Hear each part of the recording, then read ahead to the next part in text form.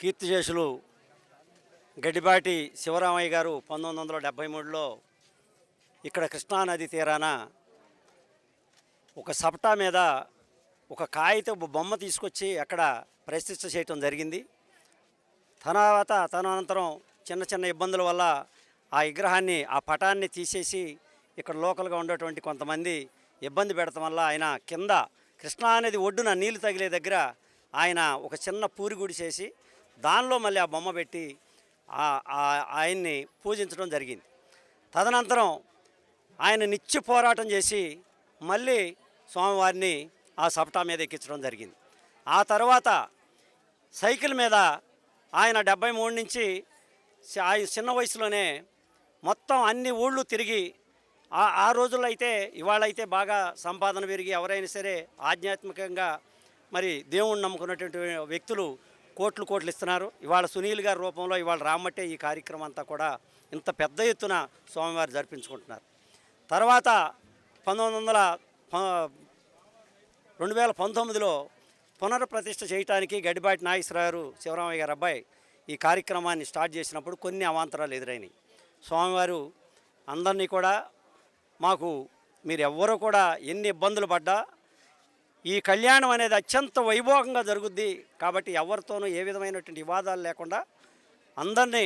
ప్రశాంతంగా ఉండమని చెప్పి దేవుడి రూపంలో మాకు చెప్పటం, మేము కూడా ప్రశాంతంగా కనీసం ఇండోమెంట్ వారి దగ్గరికి కొన్ని వందల సార్లు తిరిగినప్పటికీ కూడా స్పందించబోయేటప్పటికీ సునీల్ గారి రూపంలో గడ్డిపాటి శ్రీనివాసరావు గారు, మరి సజ్జా గోపాలకృష్ణ గారు ఎక్స్ఎంపీపీ గారు, మరి చైర్మన్ నాగేశ్వరరావు గారు, మేము అలా కొంతమంది ఈ ఊళ్ళో ఉన్నటువంటి పెద్దలందరూ కూడా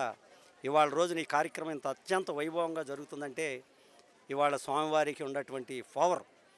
అక్కడ జరిగినటువంటి కార్యక్రమాలన్నీ కూడా దృష్టిలో పెట్టుకునే ఇవాళ ఇంత వైభవంగా జరుగుద్దని చెప్పి మేమైతే 2019లో జరిగినటువంటి ఇన్సిడెంట్ చూసి ఈ దేవాలయం పునఃప్రతిష్ఠ అవుద్దా అని అనిపించింది మాకు. కానీ మరి స్వామివారు వెంకటేశ్వర స్వామి తిరుపతిలో ఎంత వైభవంగా జరుగుతుందో అంత గొప్పగా జరిపించుకుంటున్నాడంటే నిజంగా ఆయన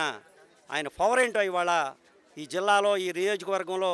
ఇక్కడ ఎవరైతే అవాంతరాలు జరిపించారో వాళ్ళు చూడలేక మరి ఇబ్బందులు పడి నాగాలంక పరిసర ప్రాంతాల్లోకి రాలేకుండా వెళ్ళిపోయారంటే స్వామివారి పవర్ అది. దేవుడి జోలికి ఎవరూ వెళ్ళొద్దు, అందరికీ స్వామివారి ఆశీస్సులు ఉంటేనే ఈ ప్రపంచం మీద మనం నిలవగలుగుతాం. ఇవాళ అత్యంత వైభవంగా జరుగుతుంది. దీనికి మేము ఒక కమిటీగా ఏర్పాటయ్యి శివరామయ్య గారు 1000 రూపాయలతో పేదవాళ్ళకి ఇక్కడ పెళ్ళిళ్ళు చేసి బ్యాండ్ మేళం పెట్టుకుని ఈ కార్యక్రమం చేసేవాడు. మేము ఇవాళ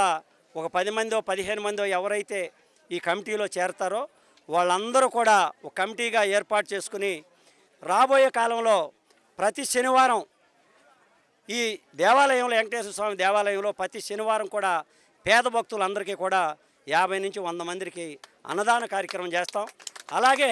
గడ్డిపాటి శివరామయ్య గారు ఏదైతే స్టార్ట్ చేసి వెళ్ళిపోయాడు ఆయన ప్రతి హిందూ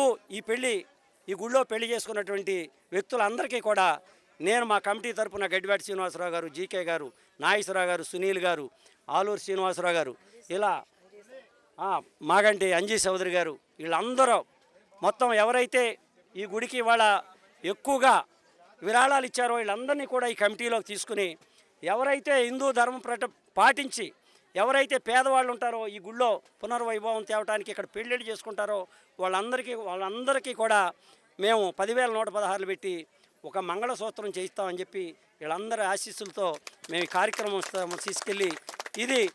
ఇవాళతో వదిలిపెట్టుకోకుండా ఖచ్చితంగా స్వామివారు ప్రతిరోజు నిత్య కళ్యాణం అని ఎట్టా అంటారో ప్రతిరోజు కూడా ఈ ఆచార్యుల వారి ఆధ్వర్యంలో ఏ విధమైనటువంటి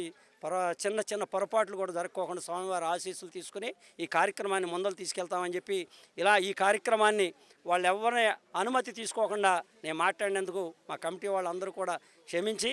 నేను అన్న మాటకి అందరూ కూడా ప్రోత్సహించి పేదవాళ్ళు ఎవరైతే పెళ్లి చేసుకుంటారో వాళ్ళందరికీ కూడా నేను అన్న కార్యక్రమాన్ని నెరవేరుస్తారని చెప్పి వాళ్ళందరికీ కూడా ధన్యవాదాలు తెలియపరుచుకుంటూ సెలవు తీసుకుంటున్నాను.